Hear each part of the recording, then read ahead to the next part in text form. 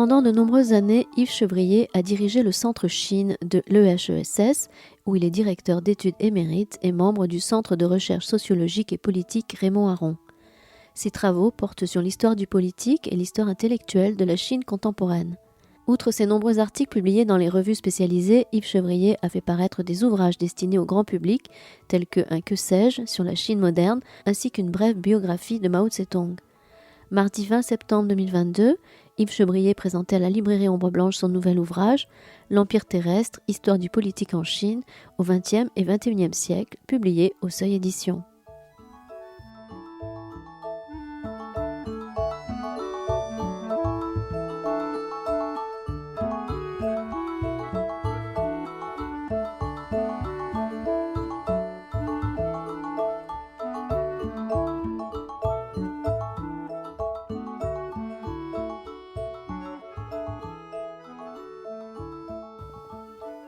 Bien, nous allons commencer peut-être. Bonsoir à toutes et à tous. Merci d'être là et merci Yves Chevrier d'être parmi nous. Ce soir, on est très heureux de vous recevoir à l'occasion de la parution de la première partie d'un ouvrage qui en fera deux. Donc, L'Empire terrestre, histoire du politique en Chine au XXe et XXIe siècle. Alors, ce premier tome s'intitule « La démocratie naufragée » et couvre les périodes qui vont de 1895 à 1976. Alors, je rappelle que vous avez dirigé pendant de nombreuses années le Centre Chine de l'EHESS. Donc, vous avez été directeur d'études, vous êtes directeur d'études émérite et membre du Centre de recherche sociologique et politique Raymond Aron. Outre les séminaires à l'EHESS, vous avez enseigné à l'INALCO, à l'IEP de Paris et ainsi qu'à l'Université de Genève. Vos travaux portent essentiellement sur l'histoire du politique et l'histoire intellectuelle de la Chine contemporaine. Vous avez publié de nombreux articles, notamment dans des revues. Et vous avez aussi écrit Que sais-je sur Mao Zedong. Si je le dis comme je le lis, comme on dit. Donc, alors, cet ouvrage qui est impossible à lire au lit, donc, est un ouvrage, je dirais, important, comme on le voit, à la fois à travers, je dirais, le travail qui est mis en œuvre et son approche. Effectivement, vous avez une approche, je crois, généalogique du pouvoir chinois. Vous analysez de façon à la fois, je dirais, patiente et pointue les transformations politiques qui modèlent le présent chinois, où se pose la question de l'État notamment, qui est restauré, de mon point de vue, d'après ce que j'en ai compris, sous la férule du parti. Vous montrez que l'échec de la transition démocratique en Chine n'est pas récent. Il faut remonter à Sun Yat-sen et après, et à les périodes, je dirais, des seigneurs de la guerre, en quelque sorte. Alors c'est une histoire intellectuelle et sociale du politique dans la Chine du XXe siècle. Vous explorez beaucoup le répertoire des idées politiques et les trajectoires de la politisation de cette société, je dirais à travers trois grandes parties, si on peut les définir ainsi. Vous me corrigerez peut-être sans doute. La fameuse sortie d'Empire autour des années 1910 à peu près. Ce que vous appelez, je crois, ce qu'on appelle l'institutionnalisation démocratique, la période qui va de 1912 à 1937. Et ensuite, une partie qui s'intitulerait de la révolution, en quelque sorte, à l'État, aujourd'hui. Et vous dites donc que la question qui se pose autour de cette, je dirais, de cette évolution de la Chine, c'est la question de la désinstitutionnalisation. Et ma première question, je dirais, pour entamer cette conversation, c'est, je dirais, d'une part, comment vous avez conçu cet ouvrage et à partir de quoi, et qu'est-ce que c'est que cette fameuse désinstitutionnalisation? Merci beaucoup, Yves Chevrier. Bien, je vous remercie beaucoup de votre lecture, je dirais héroïque, étant donné le volume que représente cette première partie de l'enquête. Le second, je vous rassure tout de suite, sera moins épais. Certains de mes collègues à Paris l'ont surnommé déjà le bébé éléphant, et ce à quoi j'ai répondu en disant que ça n'était que l'un des deux parents et qu'il fallait encore attendre le deuxième.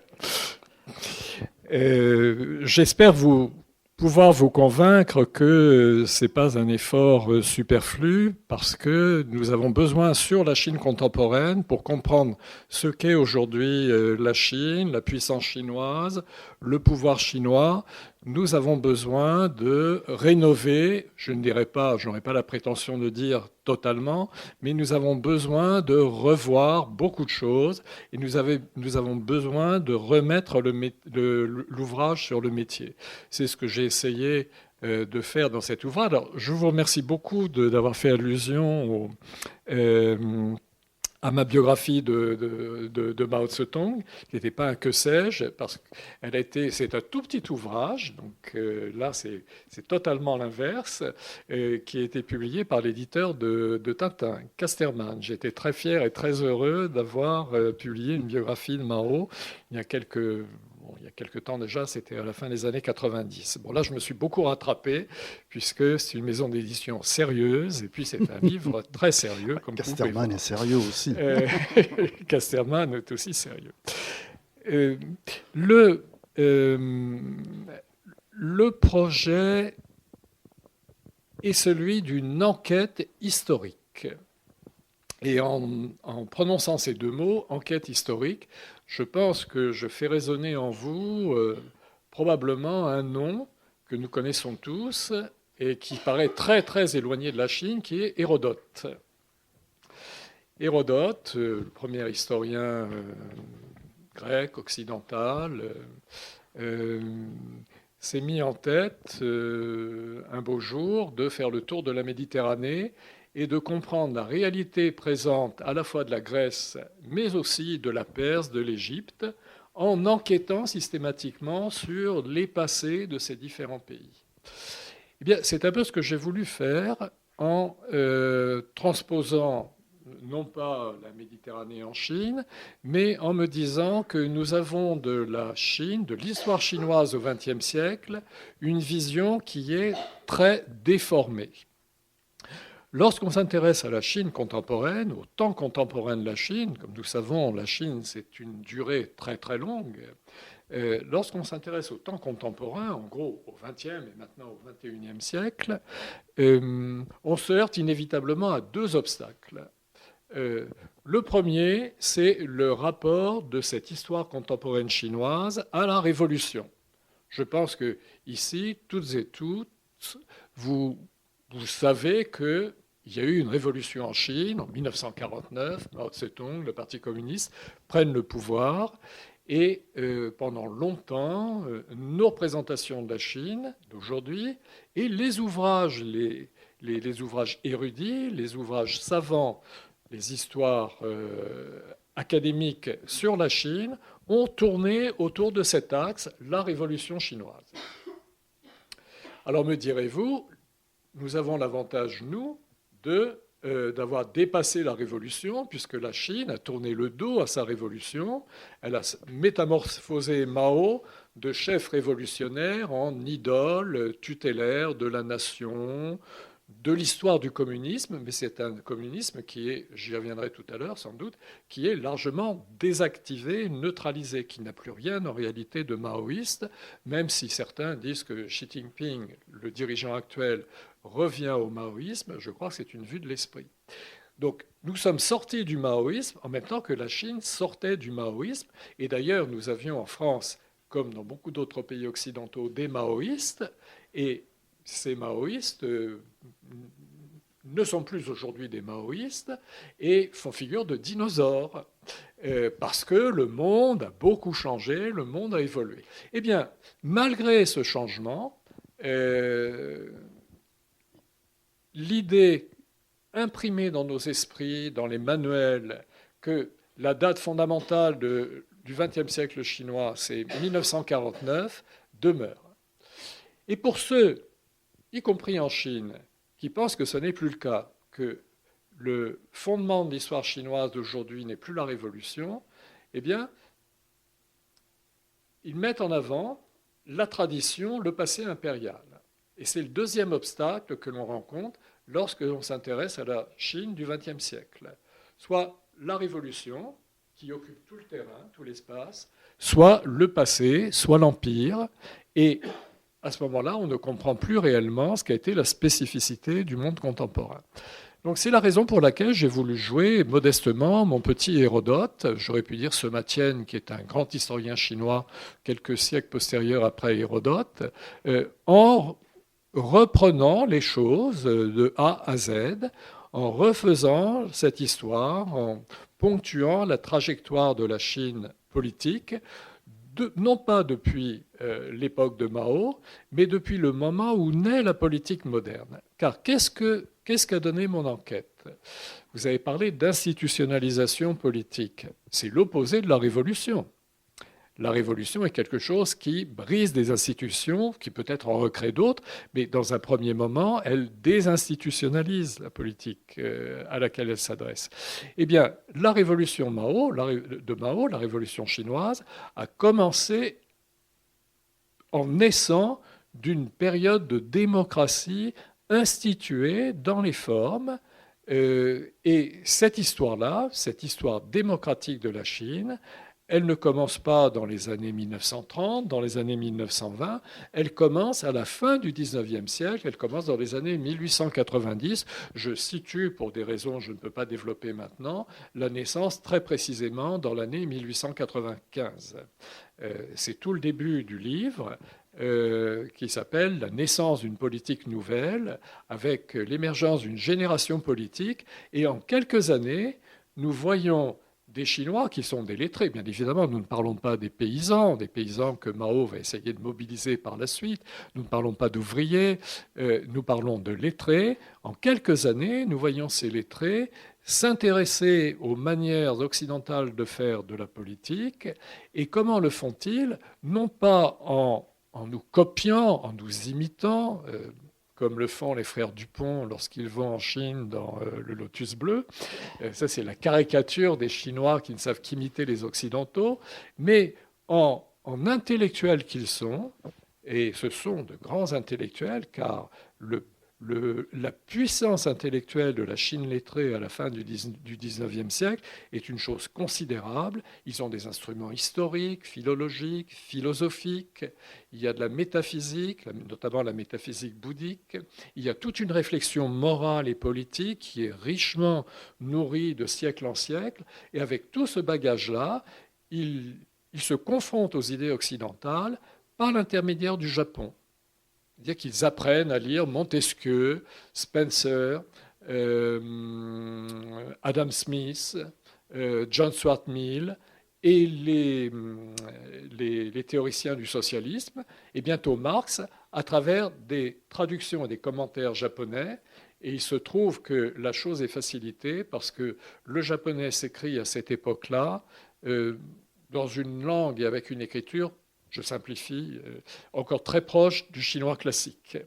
Donc, quand on lit du chinois classique, ce qui était la langue, le latin des lettrés, on arrive à lire très facilement les ouvrages en japonais et par conséquent, ils ont pu prendre connaissance très vite de l'esprit des lois de Montesquieu, du contrat social de Rousseau et de toute la théorie politique occidentale à la fin du XIXe siècle. Et c'est de cette manière-là qu'est né un courant de pensée démocratique avec la volonté de donner la souveraineté au peuple, donc de la retirer à l'empereur et de la donner au peuple, et immanquablement a suivi la problématique démocratique telle qu'elle a été mise en évidence pour notre pays par des auteurs, je pense à Pierre Rosanvallon et à Marcel Gauchet, dans leur histoire, alors c'est pas juste un livre, c'est une suite de livres, l'histoire en long, en continu de Marcel Gauchet sur la révolution moderne, la crise du libéralisme, l'épreuve du totalitarisme et le nouveau monde. Rosanvallon, vous avez peut-être lu ses ouvrages sur le sacre du citoyen, sur la démocratie inachevée, sur l'État en France. Eh bien, on transpose, d'ailleurs j'y fais allusion dans l'introduction où j'essaie d'expliquer comment j'organise mon enquête, on peut transposer pour analyser l'émergence de la pensée démocratique et de l'action démocratique en Chine au niveau des élites lettrées, c'est-à-dire très peu de monde. Ça représente peut-être 5-6 millions de personnes sur 400 millions de Chinois. Mais ces 5 ou 6 millions de personnes, elles suffisent à faire basculer le pays puisque peu de temps après, en 1911 et 1912, il y a une révolution, vous avez mentionné Sun Yat-sen, mais en fait une révolution dans laquelle les révolutionnaires sont très peu importants, et ceux qui prennent réellement le pouvoir, ce sont donc ceux qui ont mis en branle ce mouvement de démocratisation, et donc on arrive en 1912 à la fondation d'une république parlementaire en Chine, et chose qui est assez peu connue parce que on avait le regard tellement braqué sur soit la période, soit le passé hostile à toute forme de participation politique, soit la révolution maoïste. À la fin de l'année 1912, il y a des élections générales qui sont organisées et qui envoient quand même 40 millions de Chinois, pas de Chinoises, ne demandons pas l'impossible, mais 40 millions de Chinois aux urnes, c'est-à-dire 10% de la population.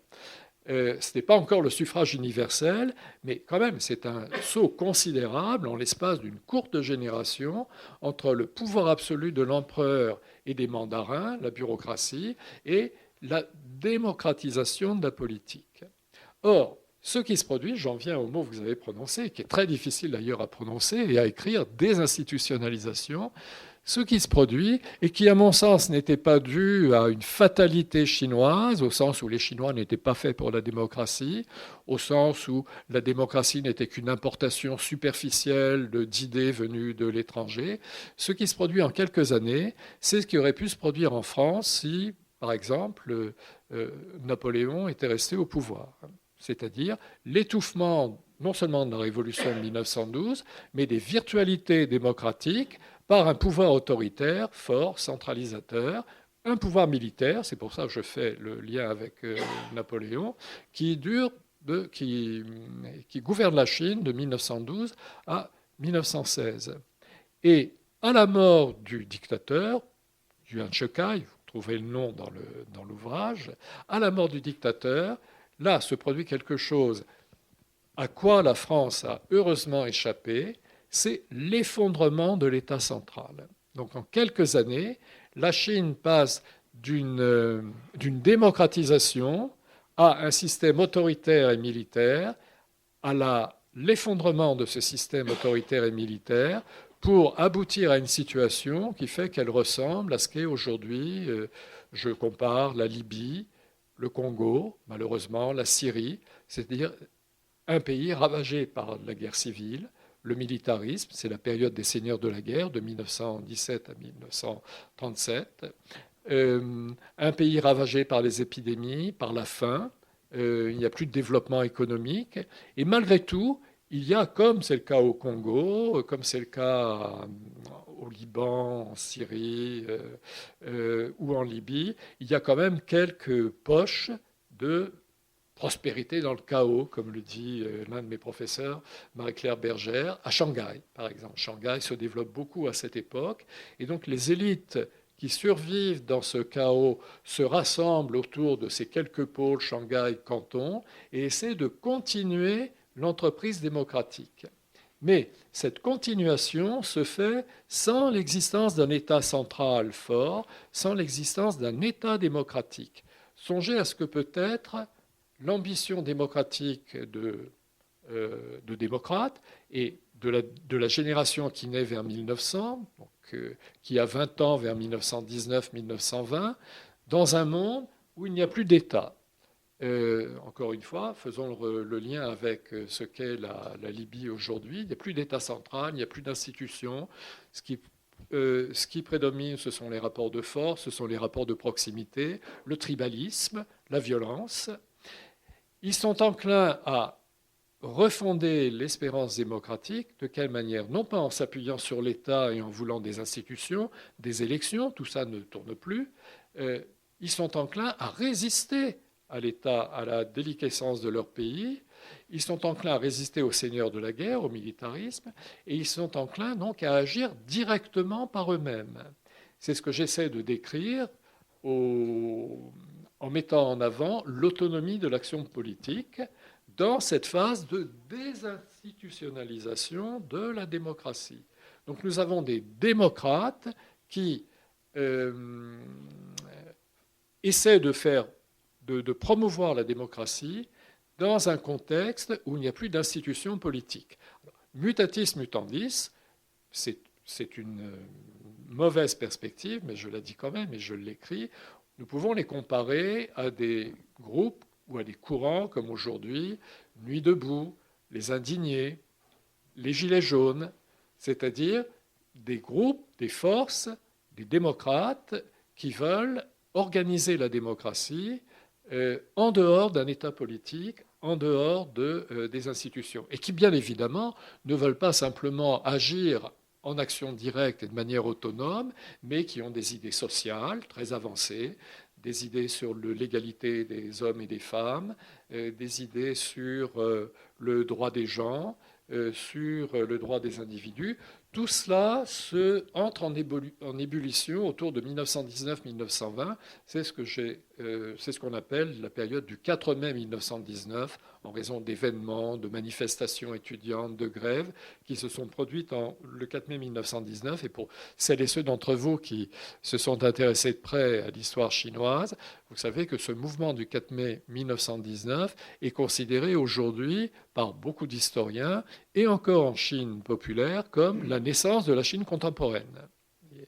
Et parce qu'on met cette ébullition démocratique en dehors des institutions de la République parlementaire morte, naufragée, on y voit la naissance de la révolution qui va conduire à Mao et à la prise du pouvoir en 1949. Il est vrai que c'est dans cette période de gestation qu'est né le Parti communiste en 1921, c'est un beau centenaire, et également, ne l'oublions pas, le parti de Sun Yat-sen, le Kuomintang, qui lui naît même 2 ans plus tôt, en 1919. Donc voilà, j'essayais de répondre à votre question en disant que nous ne pouvons plus commettre l'erreur d'identifier la politique chinoise du XXe siècle avec la révolution de Mao. Nous devons commencer le récit et l'analyse à partir de la fin du XIXe siècle et essayer de comprendre une trajectoire de démocratisation qui tourne court et qui tourne à la désinstitutionnalisation. Et c'est à partir de là que nous allons pouvoir parler du maoïsme, mais il va falloir faire intervenir un contexte qui est tout à fait différent, qui n'est plus seulement un contexte de guerre civile, qui n'est plus seulement un contexte d'effondrement intérieur, mais qui est véritablement un contexte de guerre avec l'invasion japonaise et l'occupation entre 1937 et 1945. Alors justement, comment, je serais tenté de dire, à partir de là, comment Mao va rentrer en scène, si je puis dire? Qu'est-ce qu'il va... Donc il y a le contexte de la guerre. Au préalable, il y a eu aussi les fameuses concessions, donc occidentales, en Chine, mais dont vous dites qu'au fond... ça ne joue pas un grand rôle dans l'histoire chinoise.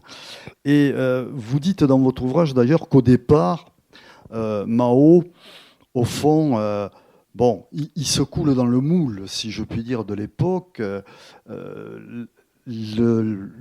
La révolution, si je puis dire, viendra plus tard. au départ, il a une démarche tout à fait nationaliste, si je puis dire.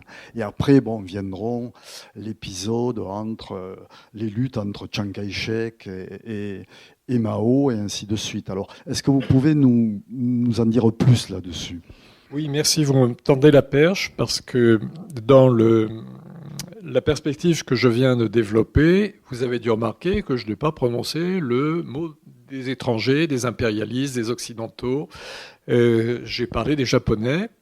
Donc c'est la première question. Quel est le rapport entre la politique chinoise moderne, donc après post-impériale disons, et le contexte mondial, et en particulier le phénomène impérialiste tel qu'il existe en Chine avec les concessions et issus des traités inégaux, l'exterritorialité juridique, les privilèges douaniers, etc., etc. Donc ce n'est pas négligeable et il faut effectivement que nous en parlions.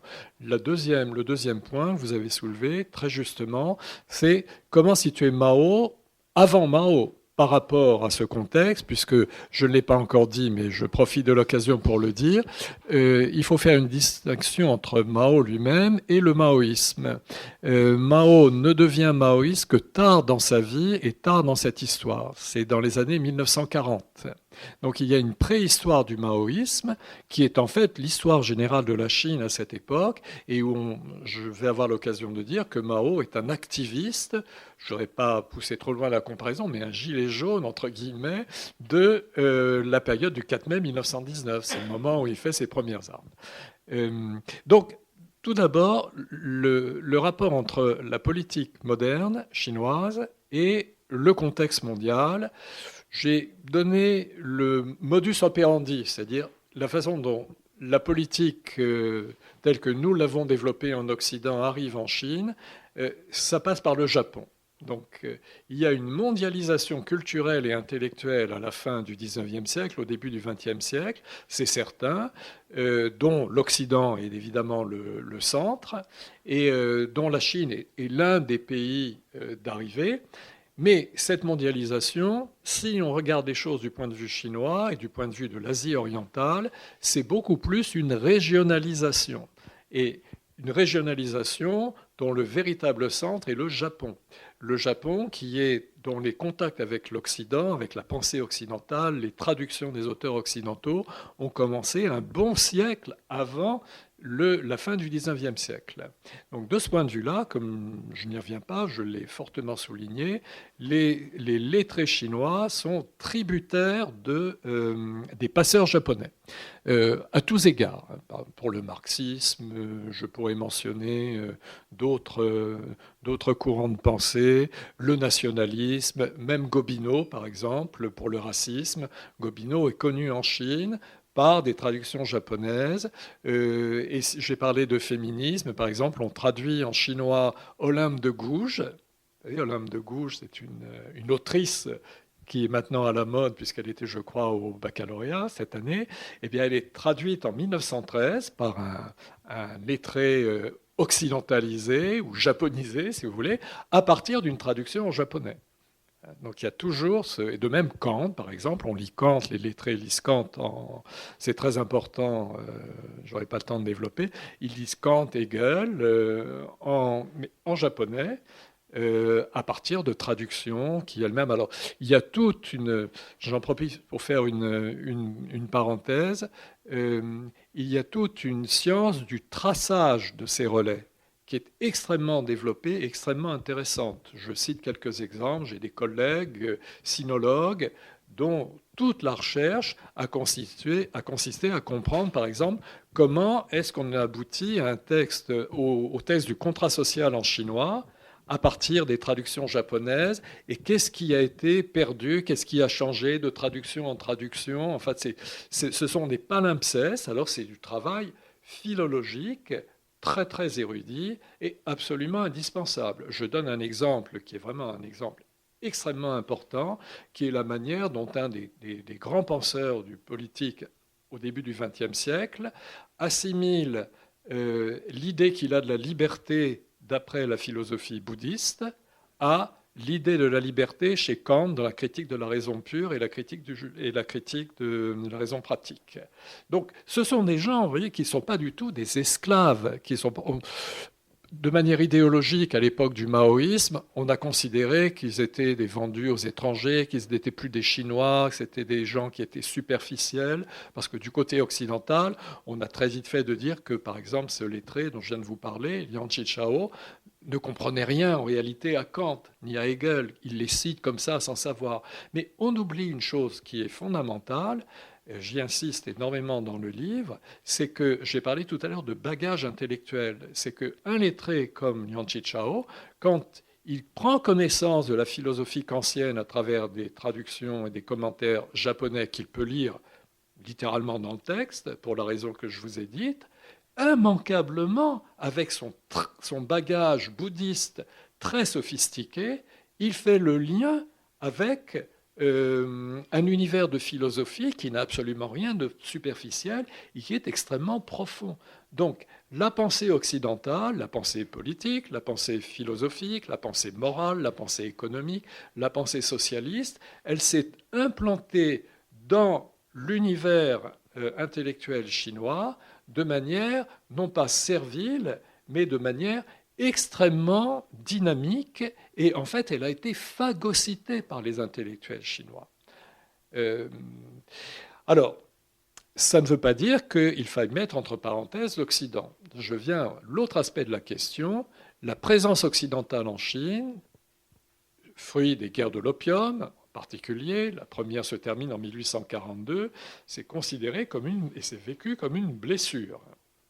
Une blessure, les traités inégaux, maintenant les Chinois parlent du siècle de l'humiliation entre 1842 et l'abandon par les Japonais puis ensuite par les Occidentaux des concessions, des traités inégaux, de l'exterritorialité à partir de 1943. Donc ça fait un siècle. Et effectivement, les Chinois n'ont pas supporté cette situation. D'emblée, le terme de traité inégal circule et cela nourrit un fort... Alors, est-ce qu'il faut dire nationalisme ou patriotisme ? Dans mon ouvrage, je fais la différence. Je pense que l'idéologie nationaliste, ils la connaissent à cause des traductions, grâce à elle, et elle ne se constitue autour de Sun Yat-sen qu'à la fin des années 10 et au début des années 1920.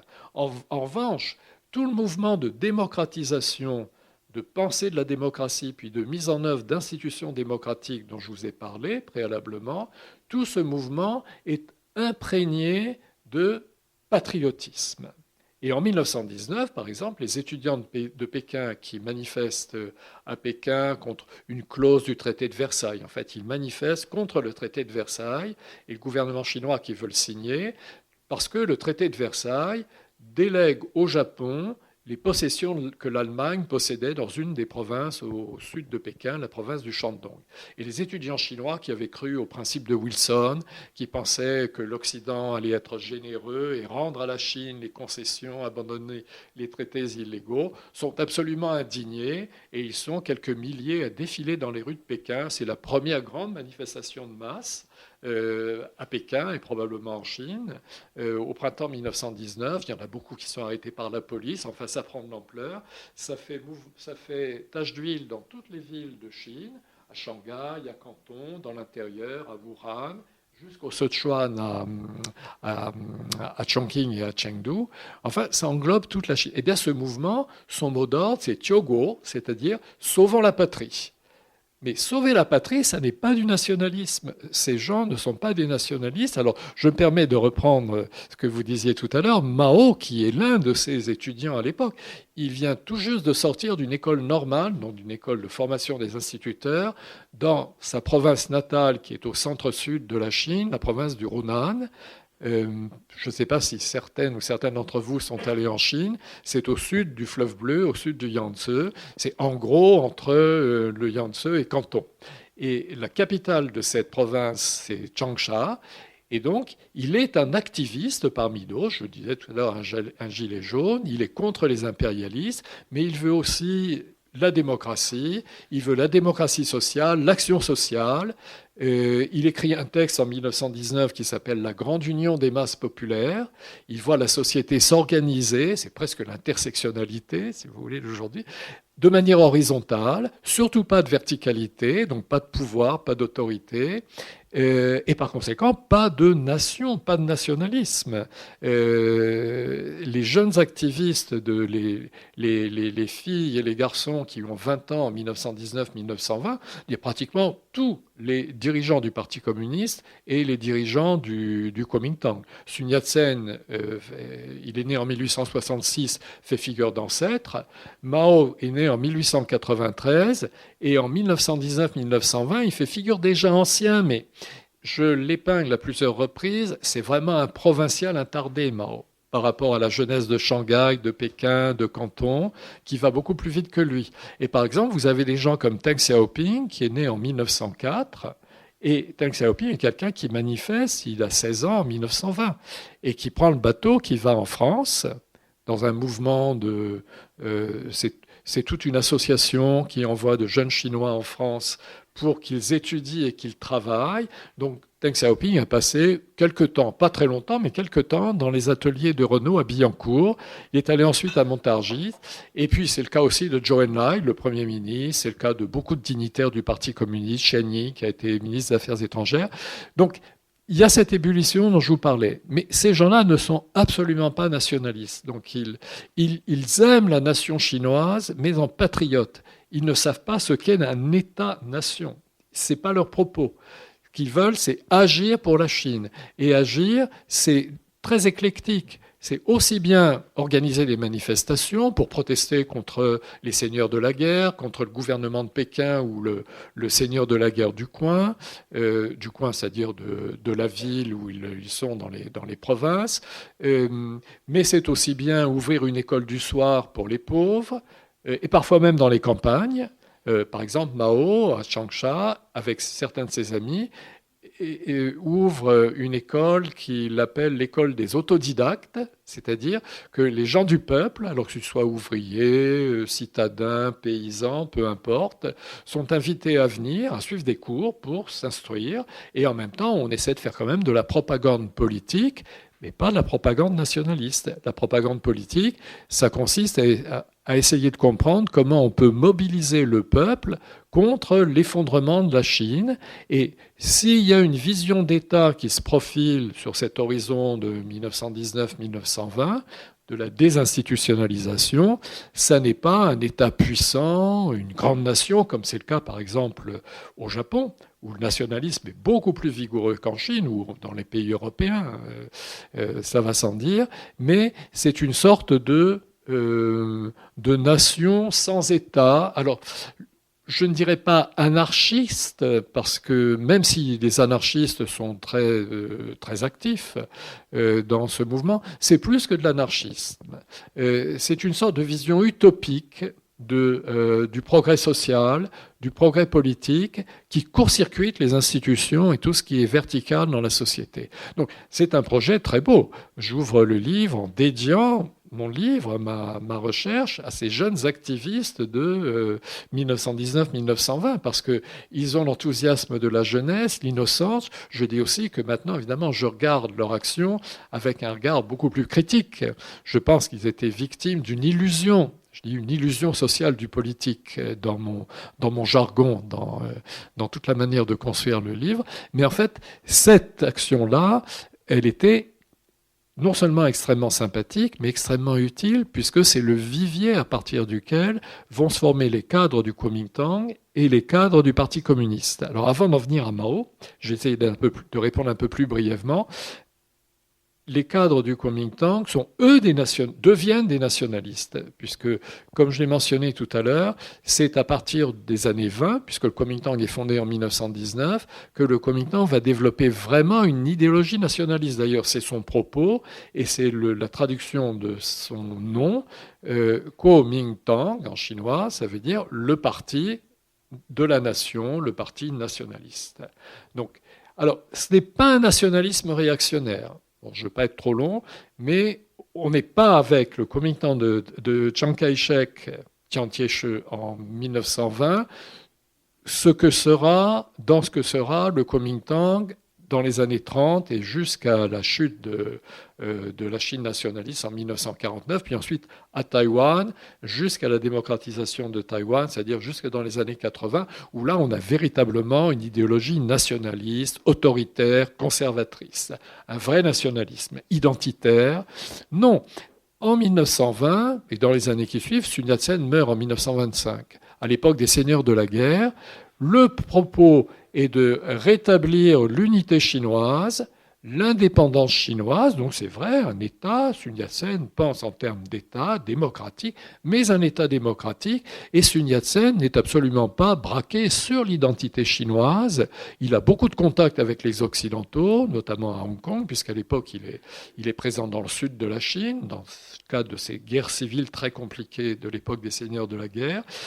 Il a beaucoup de contacts avec les Japonais. En fait, Sun Yat-sen est quelqu'un qui est très sympathique aussi parce qu'il a une vision cosmopolitique de la Chine, tout en étant très attaché à son pays. Donc, ça n'est pas véritablement un nationaliste. Je pense que c'est un patriote universaliste. Et beaucoup de Chinois des villes, beaucoup de Chinois éduqués de cette époque, partagent ce sentiment d'attachement à leur pays, de volonté de redresser leur pays, mais en même temps de l'ouvrir à l'ensemble des civilisations du monde.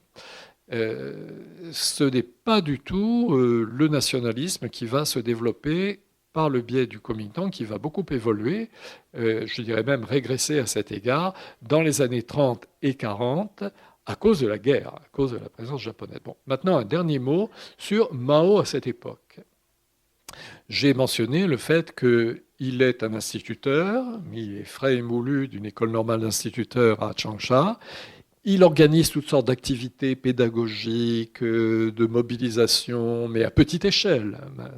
Ce sont des petits groupes. En 1919-1920, il croit à l'horizontalité de l'action. Et puis, comme un certain nombre de jeunes de cette époque, il se rend compte que ça ne suffit pas. Imaginez, je vais encore filer ma comparaison avec les Gilets jaunes, les Gilets jaunes qui sont à un carrefour, et puis qui sont à leur carrefour, et puis qui essaient de mobiliser, et puis un beau jour, ils se disent, mais on est là, on reste là, c'est clair, mais pendant ce temps-là, il y a l'État, il y a l'économie, il y a les inégalités, et puis il y a tout le contexte mondial. Est-ce que notre action suffit ? C'est exactement les questions que se sont posées. Ils n'étaient pas très nombreux, quelques dizaines de jeunes activistes, alors qui étaient des étudiants, qui étaient des professeurs, enfin des instituteurs comme Mao, des professeurs d'université. En tout, ils sont une centaine, pas plus, entre 1920 et 1921. Et c'est comme cela qu'apparaît le Parti communiste. Pourquoi ? Parce qu'ils s'intéressent au communisme, non pas à la lutte de classe. Ils ne connaissent rien à Marx. Ils ont lu un peu, parce qu'il y a eu des traductions, quelques traductions du manifeste du Parti communiste. Ils s'intéressent à la Révolution d'octobre. Et qu'est-ce qu'ils comprennent de la Révolution d'octobre ? Ça, c'est passionnant. La Révolution d'octobre, comme vous savez, elle a lieu en novembre 1917. Elle est connue en Chine dès 1918. Et telle qu'elle est à cette époque-là, c'est-à-dire que les journalistes rapportent la démocratie des soviets. Et donc, les anarchistes disent bravo, on a enfin une révolution anarchiste. Les activistes disent bravo, on a une révolution qui met à bas l'État, les pouvoirs verticaux, les inégalités. Vive la révolution d'octobre. Et puis, l'histoire évolue en Russie, comme vous savez. Il y a la guerre civile, communisme de guerre, la dictature. Et d'un seul coup, l'image de la Russie révolutionnaire change du tout au tout. Parce que les journalistes, il ne faut pas considérer que les Chinois étaient dans leur monde lointain, où ils ne savaient rien du monde, ils vivaient en vase clos, mais pas du tout. Il y avait des journaux chinois extrêmement performants, des journalistes extrêmement bien informés, qui allaient d'ailleurs en Russie, et ils rapportent ce qu'est le communisme de guerre. Le communisme de guerre, c'est la dictature du parti. Et la dictature du parti contre le chaos. Donc c'est l'armée rouge, c'est le parti, la verticalité. Et alors, ces quelques dizaines d'activistes anarchistes, activistes dont je viens de vous parler, d'un seul coup, ils découvrent la vérité. La vérité, c'est que pour organiser la Chine, pour organiser l'action politique, pour organiser la démocratie d'action. On n'a pas besoin de revenir à une démocratie d'institution, parce que ça, c'est bourgeois, capitaliste, le moment est passé, mais on a besoin d'imiter le modèle russe du parti vertical, du parti dictatorial. Autrement dit, ils se convertissent au léninisme sans connaître l'histoire du marxisme, du léninisme. Ils se convertissent à un mode d'action et ils l'assortissent d'un mythe, c'est-à-dire d'une croyance. Quelle est cette croyance ? C'est la croyance dans la vocation révolutionnaire du prolétariat. Alors là, il y a un changement parce que jusqu'à présent, ils pensaient que le peuple chinois était voué et vouait la Chine à la démocratie. Là, ils abandonnent, Mao par exemple en 1920, ils abandonnent l'idée démocratique que nous appelons démocratie, le pluralisme, la liberté, l'autonomie des individus, voire l'état de droit, pour quelque chose qui est complètement différent, qui est d'un côté l'activisme organisé par le parti dictatorial et d'autre part l'action révolutionnaire qui doit, par la violence, changer le système économique et vaincre aussi l'impérialisme. Donc c'est comme cela que naît l'idée révolutionnaire à partir de cette période qui n'était pas du tout révolutionnaire, qui était de manière très utopique, démocratique, mais à cause de la perception par un petit nombre des insuffisances de la démocratie d'action. Et je m'empresse de dire que ce n'est pas ça l'avenir. Donc là, je vous tends la barre parce que vous allez pouvoir rebondir sur la guerre. Ce n'est pas ça l'avenir de la Chine politique. Ils ne se sont pas convertis au communisme et le communisme n'est pas passé d'un seul coup au stade où Mao et l'armée rouge ont pu conquérir la Chine en 1949. Il y a une autre étape qui est très importante, qui est l'étape, alors là il faut retourner du côté de Sun Yat-sen et du Kuomintang, c'est l'étape des systèmes d'action, et c'est par là que nous allons faire revenir la guerre dans l'équation politique. Eh bien alors, je vous laisse boire un peu, parce que quand même, parce que tout ça est passionnant, et j'invite à lire cet ouvrage qui développe encore davantage toute cette problématique. Et justement, alors, la suite, Yves. Le chaînon manquant ici, c'est... alors on va dire, parce qu'il y a une idée un peu qui flotte dans l'air, on a une image de Mao. Ah, Mao, certes marxiste, léniniste, communiste en fait, mais quand même... il a complètement changé l'impact du communisme puisqu'il a organisé la révolution dans les campagnes. C'est la guérilla rurale à partir de 1928. Et puis c'est au moment dans les années qui précèdent la prise du pouvoir à Pékin en 1949, c'est l'organisation de bases de résistance contre le Japon qui encercle les villes. C'est le fameux encerclement des villes par les campagnes. Donc on va dire... ça, c'est le maoïsme, et en fait, il a vraiment sinisé, ruralisé le communisme, certes. Mais derrière cela, il y a autre chose, et c'est la réalité à laquelle je faisais allusion. Il y a l'idée que pour sauver la Chine, pour réaliser cette nation chinoise, pour les nationalistes du Kuomintang, pour faire la révolution, pour les communistes, eh bien... il faut passer autrement que par la ville, autrement que par le prolétariat, les grèves ouvrières. Alors, certes, le Parti communiste, dans les années 1920, et Mao lui-même, ils essaient d'organiser des syndicats, ils vont dans les rares... Alors, en Chine du Sud, il n'y a pas beaucoup de concentration ouvrière et industrielle, parce que l'industrie en Chine est plutôt développée au nord et sur la côte. Mais ils essaient, tant bien que mal, avec le peu d'ouvriers qu'ils ont, de réaliser... un modèle de révolution qui est une révolution conforme à ce qu'a été la révolution pensée par Marx et Lénine, c'est-à-dire à partir des ouvriers. Et ils y arrivent assez bien à Shanghai. À Shanghai, en 1927, vous avez certainement lu La condition humaine de Malraux, donc ces événements qui sont relatés par Malraux, c'est-à-dire la conquête de la ville par les milices ouvrières communistes qui émanent ce sont des piquets de grève. Donc là, il y a vraiment des syndicats. Le Parti communiste s'est beaucoup développé et bien implanté dans les usines très nombreuses à Shanghai et dans la région de Shanghai. Mais ce n'est pas ça l'avenir. l'avenir, puisque ce parti communiste de type léniniste, il va être brisé, j'ai fait allusion à la condition humaine, par Chiang Kai-shek, qui devient le successeur de Sun Yat-sen, qui s'empare de l'armée nationaliste et qui, avec l'armée nationaliste, conquiert la Chine, instaure une dictature et liquide les communistes à Shanghai et ailleurs. Alors voilà, je viens de dire, il s'empare de l'armée. La clé de la révolution chinoise, ça n'est pas la révolution, ça n'est pas la démocratie, c'est l'armée. C'est la fameuse formule de Mao, le pouvoir au bout du fusil. Sauf que, alors Mao l'écrit, la prononce en 1927, mais ce n'est pas lui qui a inventé la formule. Celui qui invente la formule, c'est Sun Yat-sen. Et celui qui l'applique en premier avant Mao, c'est Chiang Kai-shek.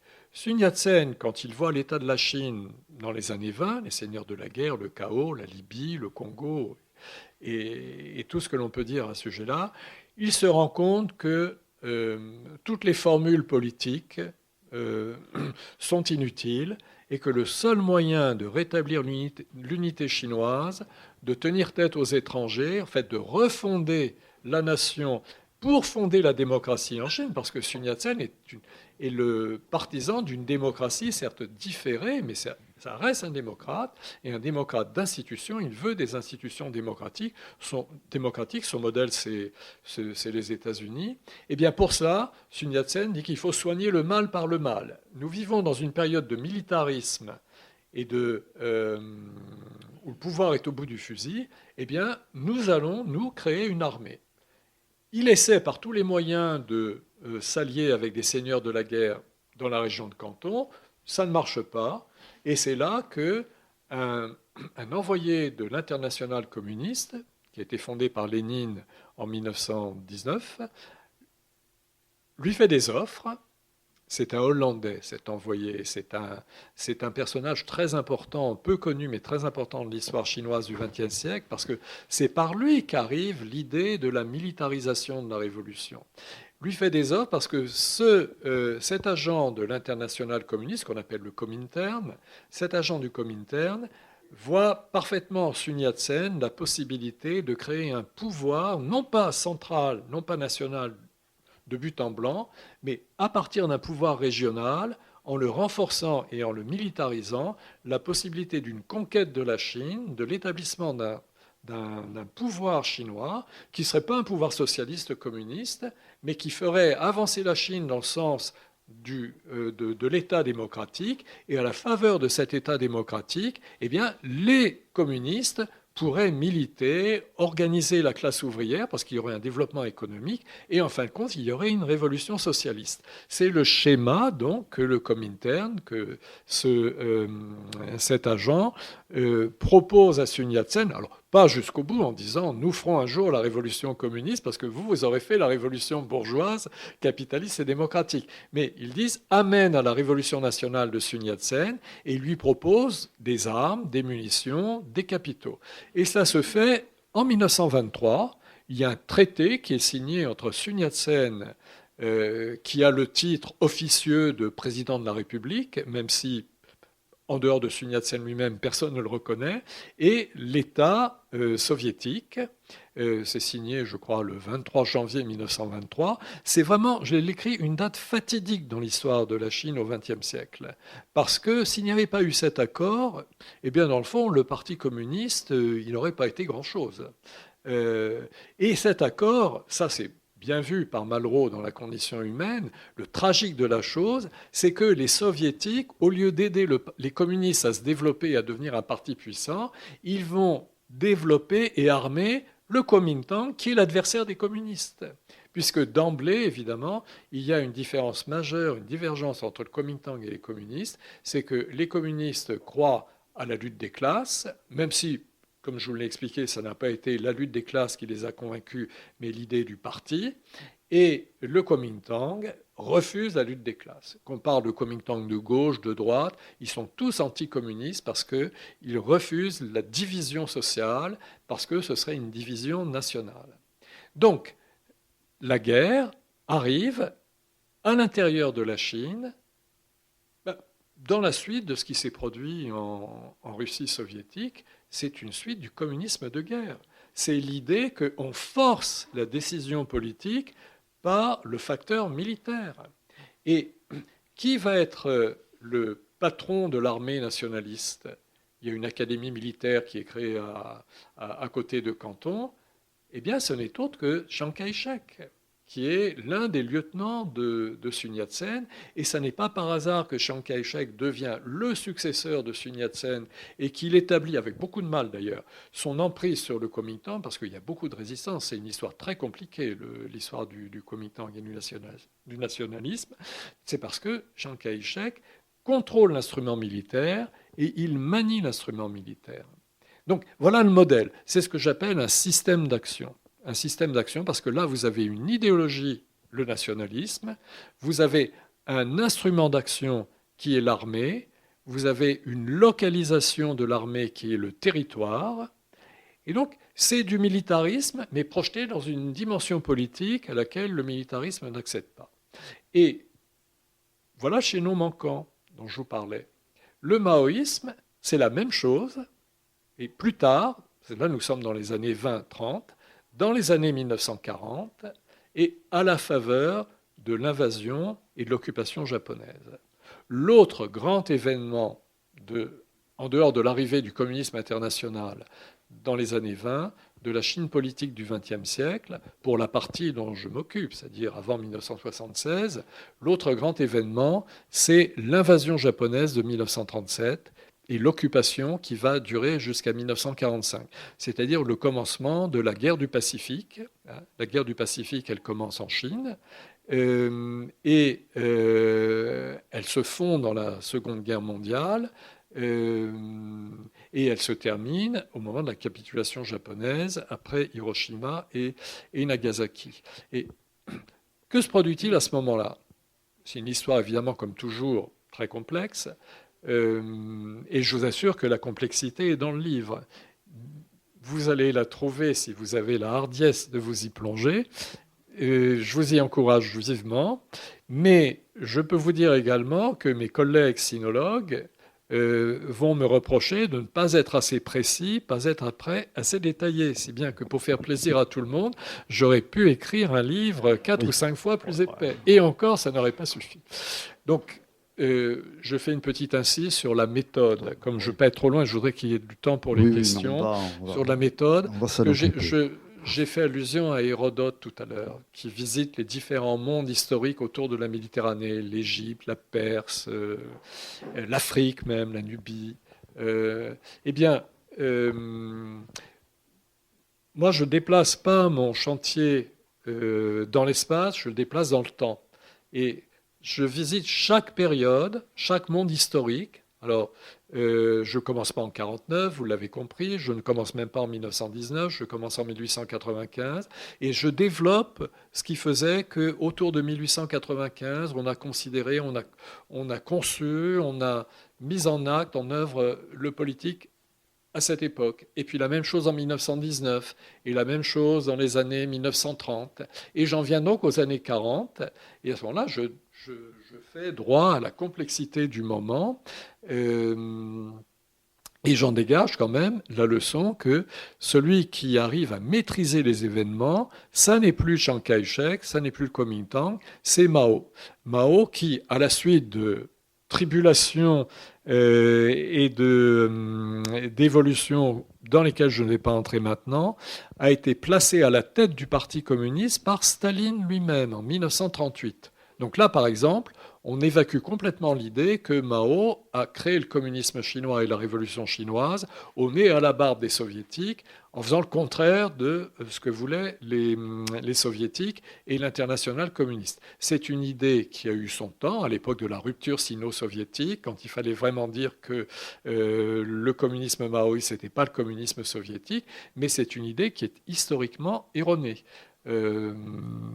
Mao a toujours dit le plus grand bien du Comintern, le plus grand bien de Staline, et je le répète, il est nommé à la tête du Parti communiste à la fin de l'année 1938.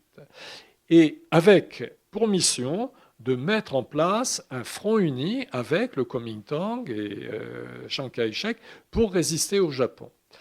Alors, c'est là qu'intervient que se mettent en place les deux jambes, que se mettent à marcher, à avancer les deux jambes du maoïsme. Je vous ai dit que pour moi, le maoïsme, ce n'est pas la révolution dans les campagnes, ça n'est pas la guérilla rurale, ce ne sont pas les campagnes qui encerclent les villes. Pour moi, le maoïsme, c'est la reprise de l'activisme qu'il a connu dans sa jeunesse, Mao. C'est-à-dire la volonté d'organiser des actions de résistance à la base. Dans la société, pour lui, peu importe que ce soit la société paysanne ou la société urbaine. Ce qui compte, c'est de pouvoir organiser des actions à la base, et pour ce faire, il oriente le Parti communiste, quand il en a pris le contrôle, il l'oriente vers le développement de ce que j'appelle une technologie politique. C'est-à-dire il met en œuvre des moyens d'action politique, des techniques d'action politique, de mobilisation, mais aussi de contrôle des mobilisations, c'est-à-dire de pilotage. Autrement dit, ceux qui verraient en Mao un anarchiste, et là j'arrête la comparaison avec les Gilets jaunes, se tromperaient beaucoup. Parce que Mao organisait certes une action à la base de manière horizontale, c'est sa démocratie activiste, mais il veut toujours l'organiser de manière verticale. C'est en cela qu'il est communiste et léniniste.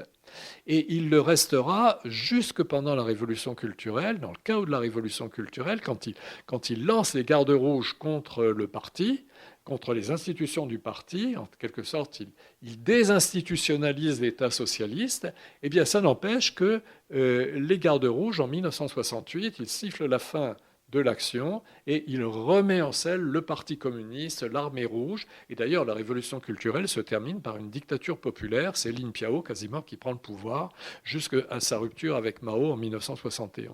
Donc, ne jamais oublier que Mao, qui s'est converti au communisme à cause de l'idée du parti organisateur vertical en 1920, reste communiste toute sa vie.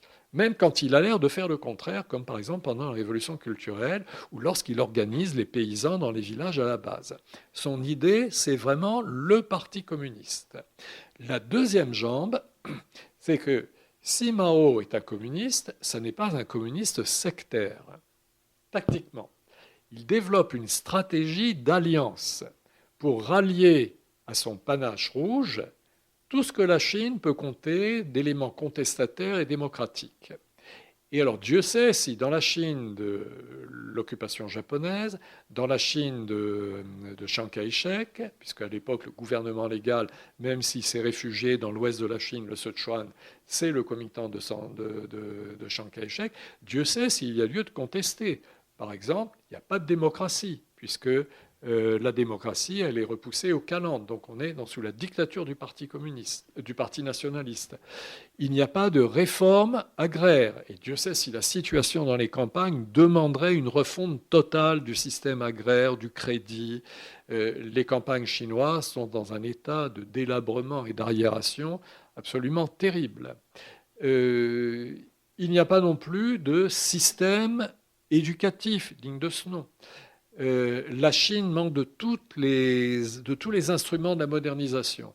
Eh bien, Mao se fait tout doux à l'égard des secteurs de l'opinion urbaine pour les rallier à son idée de la révolution. C'est ce qu'il appelle la nouvelle démocratie, en déployant ce que j'appelle une stratégie d'hégémonie, c'est-à-dire qu'il utilise la lutte des démocrates, et il y en a beaucoup dans les villes, contre le Kuomintang de Chiang Kai-shek, pour renforcer la cause du communisme, en se réservant évidemment la possibilité, une fois qu'il sera devenu, lui, fort et puissant, de se retourner contre ses alliés de la veille. Alors, je résume, c'est exactement ce qui s'est produit vis-à-vis des intellectuels qui se sont ralliés au maoïsme en 1949. Il les liquide, entre guillemets, au moment des Sans-Fleurs en 1957. Et alors j'ai des mots très durs dans le livre à l'égard de ces grands intellectuels, car ce sont de grandes pointures intellectuelles. Je les appelle, le terme consacré, ce sont des idiots utiles. Ils ont été utiles à la cause d'un totalitarisme qui s'est mis en place.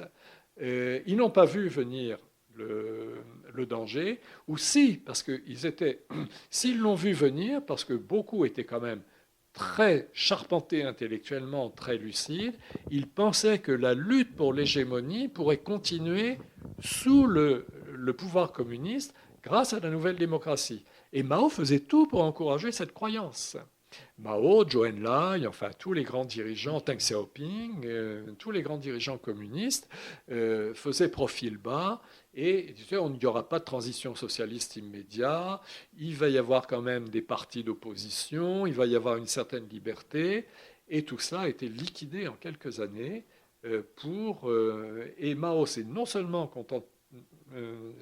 c'est non seulement mis en devoir de liquider ses alliés, mais il a aussi liquidé l'État socialiste qu'il met en place avec le Parti communiste en 1949, puisque à partir de 1955, c'est la fin du livre, il entreprend ce que j'appelle une politique, alors non pas de démocratisation de la Chine socialiste, mais à la faveur de la transition au socialisme, c'est le grand bond en avant, il entreprend une désétatisation ou une désinstitutionnalisation de la Chine communiste et il fait intervenir les activistes de la base à l'intérieur du parti.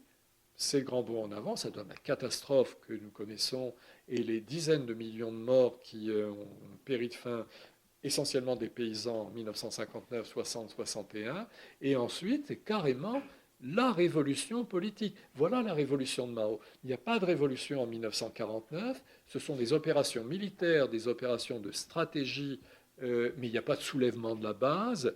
Tout ce qui se soulève est contrôlé, tout ce qui est mobilisé par le parti. Et je dis à un moment donné que ce qui se produit en 1949, c'est l'instauration d'une démocratie populaire dont le Staline et l'armée rouge sont chinois. Le Staline chinois, c'est Mao, et l'armée rouge, c'est l'armée populaire de libération.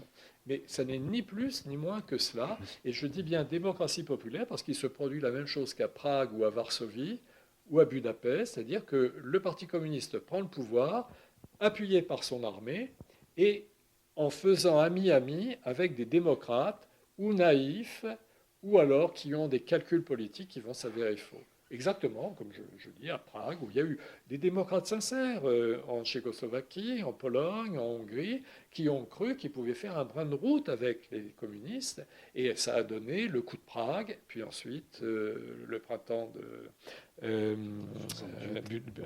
l'insurrection de Budapest, etc.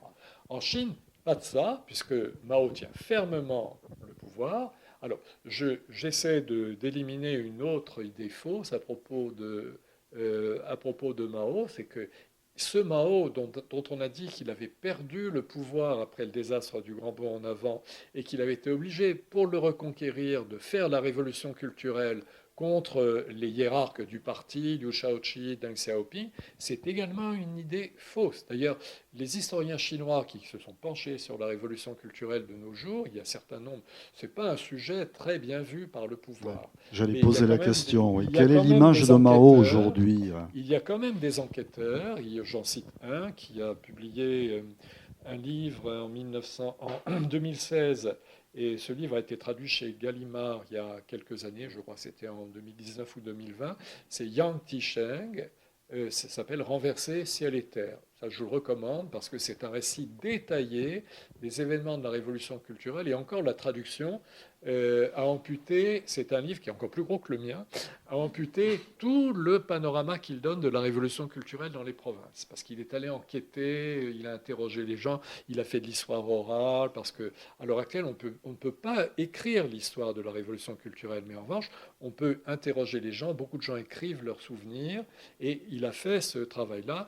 Eh bien, Yang Tisheng, qui est certainement le mieux informé sur la révolution culturelle, dit qu'il est faux de penser que Mao avait perdu le pouvoir, ou même avait reculé dans l'équation de la puissance avant 1966, c'est-à-dire avant la révolution culturelle, à cause du grand bond en avant, et qu'en fait, il n'a pas fait la révolution culturelle pour reconquérir le pouvoir, mais il a fait la révolution culturelle parce que c'est la suite de sa stratégie politique, c'est le moment où il fabrique une révolution à son image, c'est-à-dire une révolution activiste à la base, qui est quand même contrôlée par le Parti communiste. Mais le Parti communiste qui éclate, c'est totalement chaotique, et en particulier en 1967. En 1967, la Chine est en état de guerre civile. Ce n'est pas tout à fait ce qu'elle était avant 1927, mais on n'en est pas loin. Pour ne vous donner qu'un exemple, au printemps 1927, je ne sais plus si c'était mai ou juin, Mao passe avec son train blindé, parce qu'il circule beaucoup en train spécial dans toute la Chine, à Wuhan. On y revient toujours à cette ville de Wuhan, hein, le lieu de naissance de la Covid. Et il s'en est fallu de très très peu qu'il soit kidnappé par des gardes rouges activistes, dont certains étaient ultra-maoïstes, mais dont certains étaient anarcho-maoïstes, c'est-à-dire qu'ils ne voulaient plus entendre parler du grand soleil rouge, ils voulaient vraiment horizontaliser la Chine. Donc ça a été très très mal, et c'est ce qui explique que Mao s'est sorti de cet excès de chaos en faisant appel à l'armée. À partir de 1968, les factions gardes rouges ont été mises au pas. Les gardes rouges ont été envoyés dans les campagnes, mais alors dans le fin fond des campagnes, c'est quasiment un camp de concentration. Et ils ont d'ailleurs pour beaucoup découvert la misère absolue des campagnes chinoises, et ça leur a ouvert les yeux, parce qu'ils ont appris le sens des réalités en dehors de l'idéologie. Et pour beaucoup aussi, ils ont été tués tout simplement. Ils ont été tués par l'armée et par les milices anti-garde rouge. Je n'ai pas vu ça parce que j'étais encore un bébé chercheur dans ces années-là, mais il y avait encore le souvenir à Hong Kong des rivières, parce que vous savez, Hong Kong n'est pas loin de Canton. Et les nouveaux territoires à Hong Kong, maintenant c'est la ville de Shenzhen, mais jouxte la province de Canton, eh bien, la rivière de Shenzhen a charrié des flots de sang. Ce n'est pas une métaphore. Simon Leys en parle voilà. Dans ses écrits. Et il y a eu vraiment une répression terrible. C'est vous dire, et Mao n'a pas changé. Il n'est pas devenu brutalement un tortionnaire sanguinaire, un Staline ou un Hitler. Il est comme ça depuis le début. Donc la démocratie maoïste, elle intègre cette violence à la base, et il faut toujours savoir qu'il y a un deuxième temps dans lequel elle est récupérée par la hiérarchie. Et c'est la raison pour laquelle, je vais m'arrêter là, la raison pour laquelle, après 1976, je viens à l'Empire terrestre. Nous avons toujours un parti communiste au pouvoir, aujourd'hui. Donc la Chine s'est totalement métamorphosée du point de vue économique, social, démographique également. Elle s'est urbanisée. Je vous le disais tout à l'heure, il y a des transports modernes, des TGV dans tous les coins, des gratte-ciel. La ville de Toulouse, si nous étions en Chine, aurait plus que la Défense à Paris. Et ce serait le cas, et c'est une petite ville, hein, vraiment minuscule. Une petite ville en Chine aujourd'hui, c'est 2-3 millions d'habitants. Et bon, une métamorphose absolument invraisemblable. En si peu d'années, ça n'a jamais existé dans l'histoire humaine. Et par ailleurs, tout ce changement, non communiste évidemment, a été opéré par un parti communiste, alors qui n'est pas resté identique à lui-même, mais qui est resté quand même, alors qui s'est réformé, mais en restant fidèle à ses fondamentaux, c'est-à-dire le contrôle du parti sur la vie sociale. Mais dans un esprit complètement différent, c'est-à-dire que maintenant, le contrôle du parti ne joue plus en faveur de la révolution. Mao voulait une révolution perpétuelle, ininterrompue, comme il disait, Buduan-Geming, hein, c'est-à-dire, j'appelle ça la division permanente. Il y a des échos de révolution permanente trotskiste, mais ce n'est pas tout à fait la même chose. Hein. J'essaie de préciser la différence. Ça n'est plus du tout le propos du Parti communiste aujourd'hui. Le Parti communiste aujourd'hui s'est banalisé, il est devenu un système de gouvernement. D'ailleurs, dans les années 1990, il y a toute une réflexion, j'y fais allusion dans le tome 2, toute une réflexion sur le fait que nous, communistes chinois, nous devenons un parti de gouvernement. Nous ne sommes plus un parti révolutionnaire. Mais nous restons évidemment le parti de l'État. Il n'est pas question de partager le pouvoir avec qui que ce soit. Donc, est-ce qu'à partir de là, on peut dire qu'on est toujours dans le totalitarisme communiste? On est toujours dans le communisme. Mais c'est un communisme qui a évolué. Je dis qu'il est passé de la révolution à l'État par le communisme. Il a opéré sa propre mutation. Elle n'est pas venue de l'extérieur, elle n'est pas venue de la mondialisation. Ce ne sont pas les réformes économiques qui ont obligé le Parti communiste à faire son aggiornamento. Il n'y a pas eu d'aggiornamento. La dictature reste la dictature. Elle est plus douce à supporter puisque maintenant, si vous voulez consommer, partir en vacances, partir à l'étranger, quand vous êtes chinois, vous le pouvez, mais la dictature est toujours là. Le contrôle social est très fort. Mais il y a quand même une différence énorme entre la période maoïste et la période actuelle. Demandez aux Chinois, ils seront les premiers à vous le dire. Et pour rien au monde, ils voudraient revenir en arrière. Donc quand nous avons des journalistes, voire des sinologues qui nous expliquent que Xi Jinping, c'est le retour à Mao, je vous assure que c'est vraiment très très loin de la plaque et ça ferait bien rire les Chinois s'ils étaient au courant de ce genre d'analyse. Il faut essayer de comprendre comment un système totalitaire s'est transformé en système autoritaire et ce que ça veut dire par rapport à la vie sociale. Et non seulement par rapport à la vie économique, où bien évidemment c'est le capitalisme néolibéral, mais quand même très étatisé qui l'a emporté, mais surtout par rapport à la vie sociale. Aujourd'hui, si vous vivez une vie pépère ou mémère dans une grande ville chinoise ou dans les provinces ou les campagnes, vous le pouvez. Personne ne va venir vous tirer par les cheveux pour aller assister à des sessions politiques. Vous n'allez pas avoir à dénoncer vos voisins, voire vos enfants, vos parents. Vous n'allez pas avoir obligatoirement une activité idéologique et politique. C'est la grande différence. Si vous êtes religieux, croyant, vous pouvez adhérer à votre religion, mais alors la religion, elle est contrôlée par le pouvoir. Par exemple, la religion chrétienne, mais le bouddhisme, le taoïsme. Il y a à l'heure actuelle une excroissance incommensurable du religieux en Chine, on ne le dit pas assez. Mais la Chine est un continent religieux. Tout cela contrôlé par le pouvoir, mais de manière indirecte. C'est là aussi qu'il y a une évolution, c'est que le Parti communiste a créé un État qui gère énormément de choses en déléguant à des délégués patentés qui sont des représentants à la fois de la société et du pouvoir. Donc il y a tout un système d'entre-deux qui existe et qui permet au parti de dire qu'il représente toute la société. C'est la théorie des trois représentations.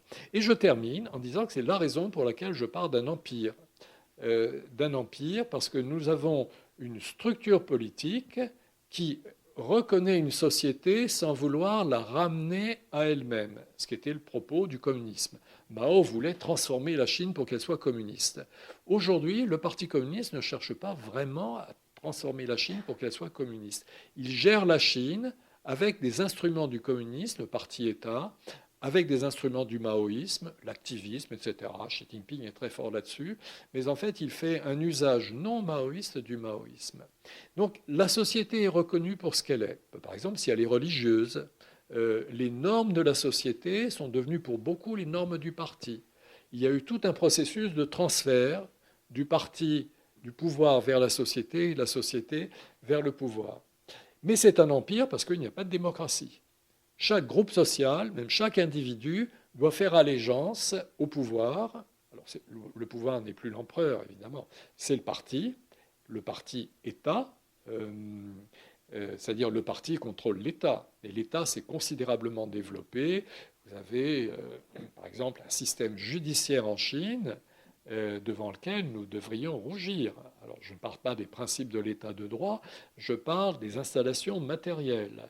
La Chine, depuis les années 90, a créé un système de tribunaux. Enfin, la Chine est un pays riche, l'État chinois est un État riche, qui nous fait vraiment envie. Les tribunaux chinois sont de vrais tribunaux, et il y a des juges, il y a des avocats, alors, qui appliquent le droit chinois avec les normes de la Chine. Donc nous, ça nous ferait évidemment très peur. Mais l'appareil d'État en Chine s'est énormément développé en dehors de l'appareil strictement politique. La fonction publique, la gestion économique, la gestion territoriale. Alors, quand on entend dire que la Chine est un pays corrompu, un pays qui serait presque un pays d'Afrique, on a beaucoup entendu dire que la Chine est corrompue et que ce qui domine en Chine aujourd'hui, c'est l'économie, la corruption. C'est un peu loin de la plaque aussi. Il y a évidemment beaucoup de corruption parce qu'il y a beaucoup d'argent, mais il ne faut pas oublier que c'est une des choses que j'ai apprises quand je suis allé en Chine très souvent dans les années 1980, qu'il y a cet État qui s'est construit de manière constante et qui maintenant tient le haut du pavé, à tel point que certains spécialistes en Chine et en France, en Occident, ne parlent plus de parti-État, mais d'État-parti. Inverser les choses. Alors, bon, je ne développe pas davantage parce que c'est une notion qui est un peu piégeuse, derrière laquelle il y a des relents d'un certain Carl Schmitt. Mais ça, c'est autre chose. Donc, on ne va pas entrer là-dedans. Si vous voulez tout savoir sur Carl Schmitt et Mao, eh bien, vous regardez l'index qui est volumineux, il fait 150 pages, et vous trouverez Carl Schmitt et vous aurez toute l'histoire. Voilà pourquoi je parle d'un empire, alors évidemment terrestre, parce que c'est plus l'empire céleste, ça n'est plus non plus le vieil empire. La Chine d'aujourd'hui, elle naît des œuvres du XXe siècle, hein, vous l'avez compris. J'espère avoir pu faire passer ce message.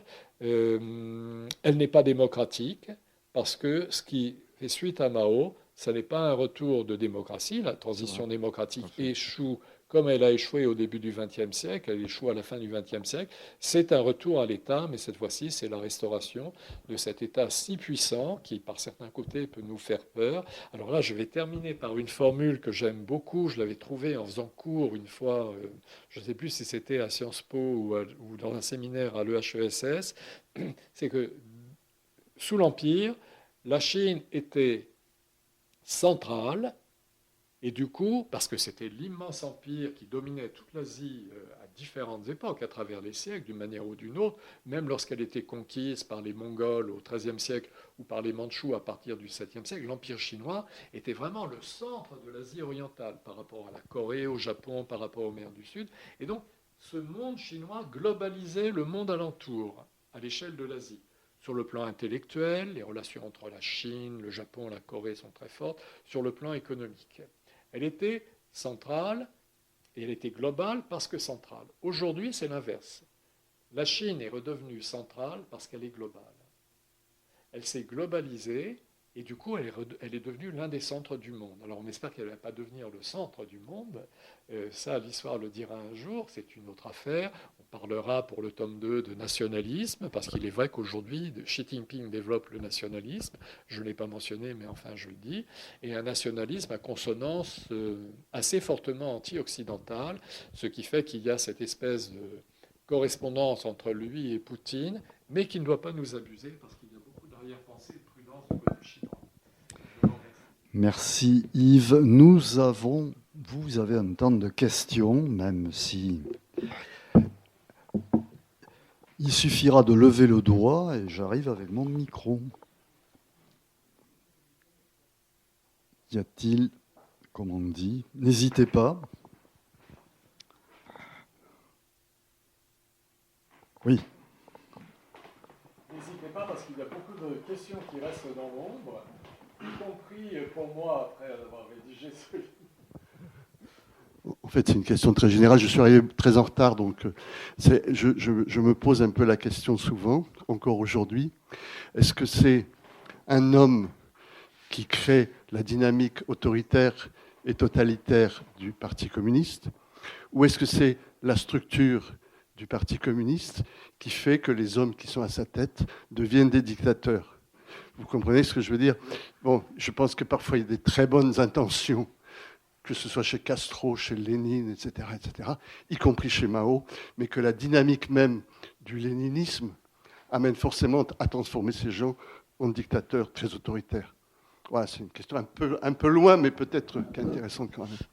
Non, c'est pas loin du tout. Je pense que vous avez raison. J'ai un peu insisté sur le fait que Mao est un léniniste, un communiste, et pas lui seulement, tous ceux qui l'entourent. Il y a cette espèce de... On en a parlé à propos de la façon dont Trotsky a pu être lâché par les vieux bolcheviks, cette espèce de patriotisme du parti.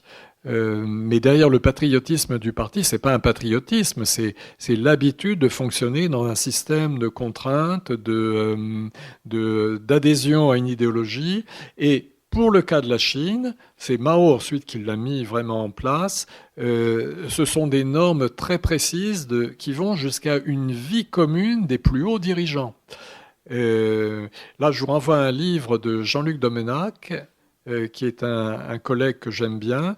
Jean-Luc Domenach a écrit un livre qui s'appelle « Derrière les murs rouges ». Et derrière les murs rouges, c'est, si vous avez visité Pékin, c'est le campus, enfin le complexe qui jouxte la cité interdite qu'on appelle Zhongnanhai, et c'est le siège du pouvoir central pékinois, à la fois chinois, à la fois le Parti communiste et l'État, et c'est sur ce campus qui date de l'ère impériale. Quand je dis campus, c'est un mot trop moderne, c'était une annexe du palais impérial. C'est dans ce complexe que les dirigeants chinois, par la volonté non seulement de Mao, mais de la collégialité, parce qu'il y avait un pouvoir collégial au début des années 1950, se sont installés et ont vécu. Et ça fait partie des techniques de pouvoir de Mao que j'ai mentionnées de manière trop rapide, trop allusive. Dans ces techniques, il y avait les fameuses séances d'autocritique, de critique et d'autocritique. Eh bien, les dirigeants se soumettaient en groupe de dirigeants. Donc vous imaginez Mao, Zhou Enlai, Liu Shaoqi, etc., les maréchaux, les responsables des services de sécurité. Ils se réunissaient en groupe de travail, on appelle ça un groupe de travail, ils faisaient du travail politique, ils se critiquaient, ils devaient faire leur autocritique, donc Mao faisait son autocritique, mais pas seulement lui, et tout cela aboutissait évidemment à dégager le système de l'autocritique, la fameuse démocratie maoïste, entre guillemets, c'est destiné à éliminer le dissensus et à renforcer l'autorité. Donc vous avez raison, c'est par les voies spécifiques du communisme maoïsé, c'est le retour à l'axe léniniste, c'est-à-dire que ce ne sont pas les hommes qui font la dictature, donc c'est pas Mao qui a fait la dictature communiste, c'est le système communiste qui a permis à Mao de devenir le dictateur qu'il a été, et je dis qu'il est plus qu'un dictateur, c'est un tyran total, parce qu'il a fini par tyranniser ses pairs, PAIRS, et par réduire le seul de ces hauts dirigeants qui osait lui résister, c'est le maréchal Peng Deruoi, qui était ministre de la Défense à l'époque du Grand Bond. Et en 1959, au moment où ça commençait à tourner mal, alors Mao, comme d'habitude, avait fait son autocritique en disant « Attention, on va trop loin, il faut mettre la pédale douce, on freine ». Alors, on ne savait pas trop, puis le mouvement était lancé. Peng Deruoi, qui avait fait, comme tous les dirigeants chinois, une tournée des popotes dans toute la Chine, s'était rendu compte des folies absolues du Gambo en avant, c'est-à-dire les paysans n'allaient pas dans les champs pour récolter, et ils étaient affairés aux petits hauts fourneaux qui étaient censés produire en une année autant que l'Union soviétique et les États-Unis, où on fondait la vaisselle, par exemple, et les socs de charrue. Donc il a écrit un rapport au comité central à Mao en disant que les paysans sont obligés de battre le gong avec des concombres. C'est une expression chinoise. Et donc tout ça passait très bien. Arrive la grande réunion du pouvoir chinois qui a lieu régulièrement. Il va y avoir un congrès, là c'est pas un congrès, c'est un plénum du comité central à l'été 1959. Et Peng Deruoi, il y a un petit groupe, dit bon ben voilà, il faut quand même renverser la vapeur, il faut arrêter tout, ça va vraiment aller très mal. Et à ce moment-là, Mao se cabre parce qu'il se sent mis en cause, et Peng Deruoi, il menace les dirigeants communistes, s'ils suivent Peng Deruoi, de faire contre eux une nouvelle guérilla. Il dit « Je lèverai une nouvelle armée rouge ».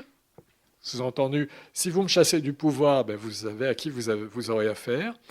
Et les autres ne l'ont pas fait. Donc il s'est passé pour Mao ce qui s'est passé pour Staline dans les années 30. Les vieux bolcheviks n'ont pas su se liguer contre Staline, et les vieux communistes chinois n'ont pas su se liguer contre Mao. Et après, c'était trop tard. Il a pu déclencher la révolution culturelle, et encore une fois, il ne l'a pas fait parce qu'il avait perdu le pouvoir. Il l'a fait parce qu'il a exercé le pouvoir comme il entendait l'exercer. Bonsoir. Merci pour votre intervention. J'aurais deux questions.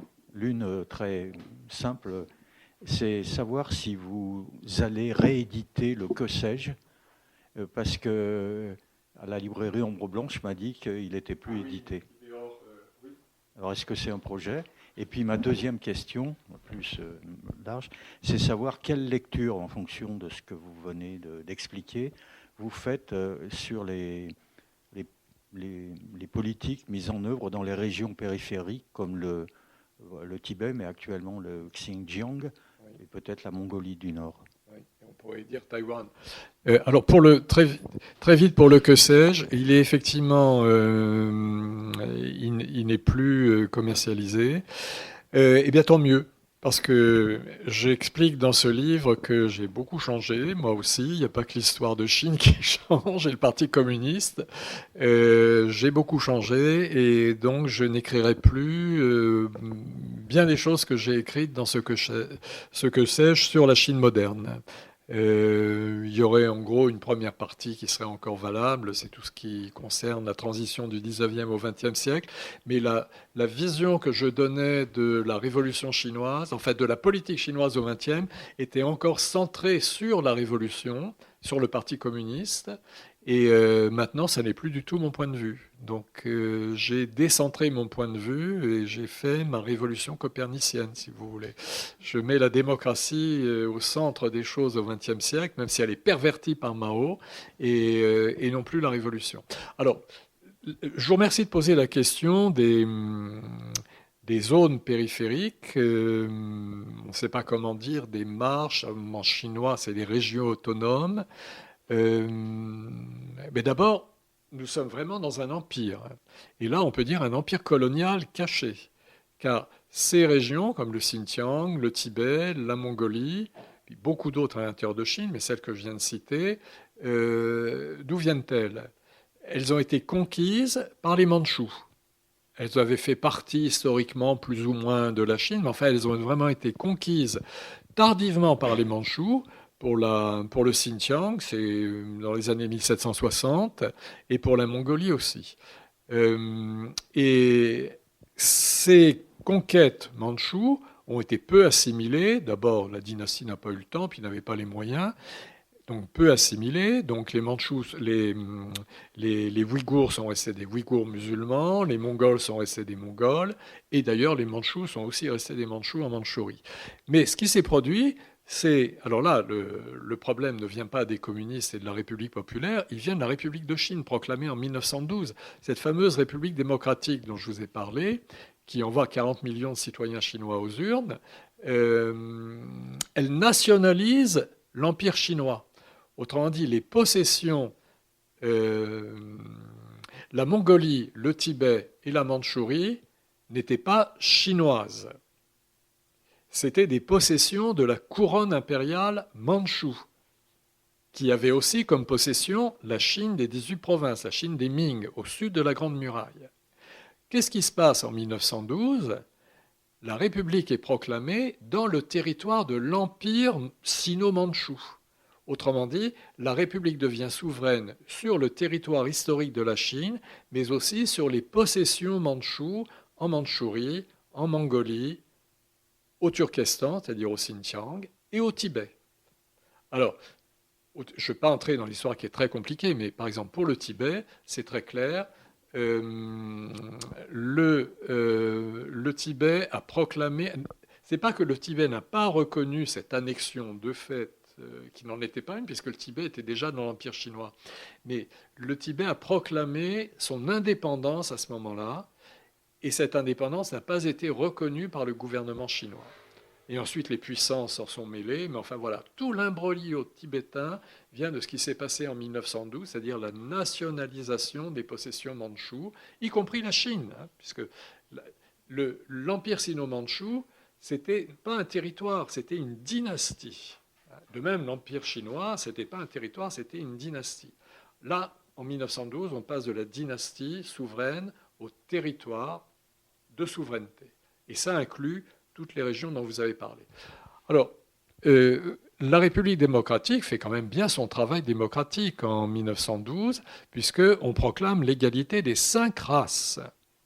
Donc c'est une république multiethnique, mais pas seulement multiethnique. De nos jours, il y a 55 minorités nationales en République populaire. Mais en 1912, l'égalité des 5 races, et 5 races, ce sont les Han, donc les Chinois, les Mongols, les Mandchous, les Tibétains et ce qu'on appelle les Hui en chinois, c'est-à-dire les musulmans. Alors, vous allez dire, les musulmans, c'est pas une race, mais ça inclut les Ouïghours et beaucoup de musulmans à l'intérieur du territoire proprement chinois. Cette République des cinq races, évidemment, elle est partie à volo comme la République démocratique à l'époque des seigneurs de la guerre, mais elle est restée quand même à l'époque du Kuomintang, et je n'ai pas eu l'occasion de développer, mais quand le Kuomintang a culé en 1947-1948 pour faire face à l'offensive communiste, l'offensive politique, pas l'offensive militaire, et quand le Kuomintang, Chiang Kai-shek, se sent abandonné par tout le monde, il joue le jeu, la carte de la démocratie. Et il y a une nouvelle constitution en 1947, de nouvelles élections générales, et c'est vraiment une constitution démocratique. C'est la base de la constitution à Taïwan, d'ailleurs, de nos jours, la constitution démocratique, où pour la première fois, les droits de l'homme sont reconnus. Donc, si les droits de l'homme avaient été reconnus par le Parti communiste en 1949, la Chine d'aujourd'hui ne serait peut-être pas ce qu'elle est. Or, le Kuomintang a reconnu les droits de l'homme et la démocratie en 1947, eh bien, il est arrivé que le successeur de Chiang Kai-shek, son fils Chiang Ching-kuo, a laissé mettre en place la démocratie. Vous voyez la divergence d'évolution des deux systèmes. Alors, pour les territoires dont vous parlez, c'est l'empire autoritaire.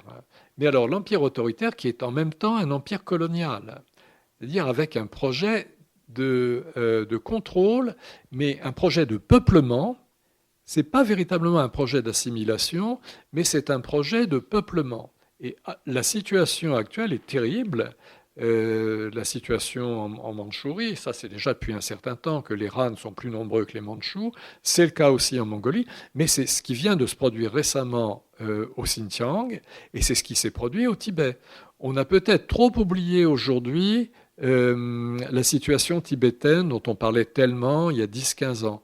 Mais je vous rappelle quand même qu'il y a eu ce mouvement de protestation et de révolte des Tibétains et qui s'est traduit notamment, alors non pas par des attentats du style des attentats des Ouïghours contre les forces, j'allais dire des forces d'occupation, les forces chinoises, mais les moines et les nonnes au Tibet qui se sont tués par le feu. Alors pour des bouddhistes, c'est une chose absolument terrible. C'est un geste de protestation qui montre que c'est une situation de vie ou de mort, non pas de leur liberté, mais de leur être profond en tant que civilisation. Et en fait, c'est ce qui se produit au Xinjiang aujourd'hui. C'est-à-dire qu'il y a évidemment l'enjeu de l'occupation économique, c'est une région très riche, puis c'est une profondeur stratégique pour la Chine. L'enjeu de la religion, les Chinois ne tolèrent absolument pas la religion musulmane. Et de ce point de vue-là, il reste, je dirais, dans le logiciel communiste. N'oublions pas, je vous ai dit que les religions étaient tolérées à condition, évidemment, aux conditions du pouvoir, mais le fond de la chose, c'est que pour le Parti communiste chinois aujourd'hui, non pour le pouvoir, les religions sont des superstitions.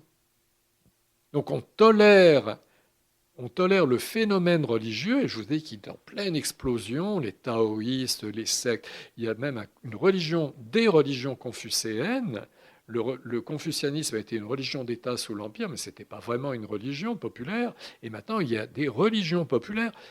Je dis bien au pluriel, parce qu'il y a toutes sortes de sectes, d'écoles, et quand on parle de ces mouvements, puisque l'on est en Chine, c'est tout de suite 100 ou 200 millions de personnes. Vous voyez, parce que ça brasse énormément de monde. Donc, quand j'ai dit que la Chine est un continent religieux, ça peut paraître contradictoire avec l'idée que le pouvoir en place considère que tout ça, c'est de la superstition. Donc, ça n'est pas comme chez nous, où, évidemment, on reconnaît la religion, la laïcité, on va parvenir là-dessus. Ça n'existe pas en Chine, la laïcité. Parce que la manière de tolérer la religion, c'est de la reconnaître à sa place, et sa place est inférieure de toute façon.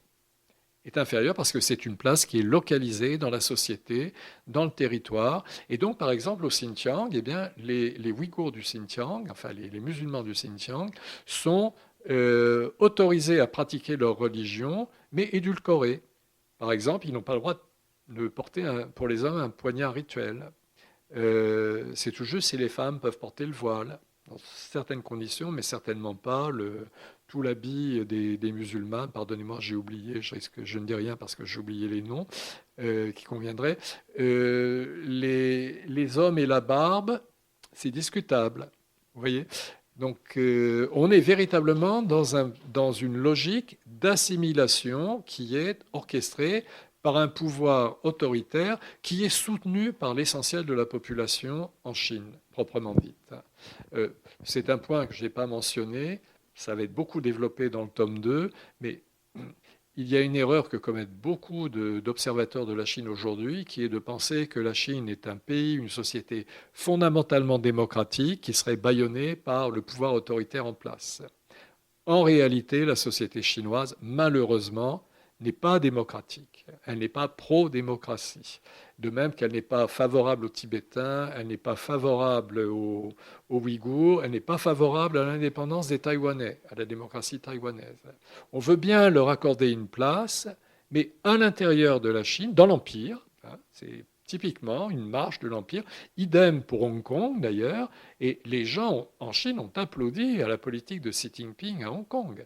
Quand Xi Jinping a réduit à rien les droits de Hong Kong, la constitution hongkongaise, les Chinois n'y ont pas vu, sauf très petite minorité d'opposants, d'intellectuels, de dissidents, que par ailleurs Xi Jinping a mis au pas, emprisonné ou intimidé. C'est ce qui fait qu'on est vraiment dans un système autoritaire. Bon, j'ai beaucoup d'hésitation à dire qu'il est totalitaire pour des raisons pas de science politique, de modèle, mais d'évolution historique. Mais l'autoritarisme, le surautoritarisme, il est véritablement là. On n'a pas besoin d'être totalitaire pour orchestrer une politique assimilationniste au Xinjiang et au Tibet et pour réduire à rien, au folklore, en fait, la civilisation des Ouïghours, la civilisation des Tibétains et beaucoup d'autres civilisations non chinoises, à proprement parler, dans le vaste territoire de la Chine.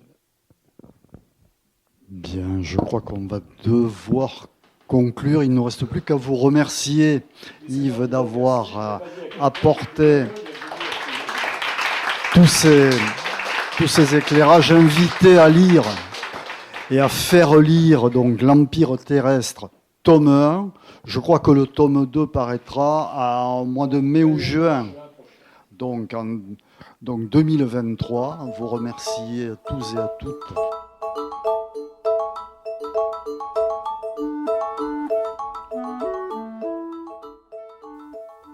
Le livre de Yves Chevrier, L'Empire terrestre, histoire du politique en Chine au XXe et XXIe siècle, est publié aux éditions du Seuil. La rencontre que vous venez d'écouter a été enregistrée le 20 septembre 2022 à la librairie Ombre Blanche et a été réalisée et mise en onde par Radio Radio.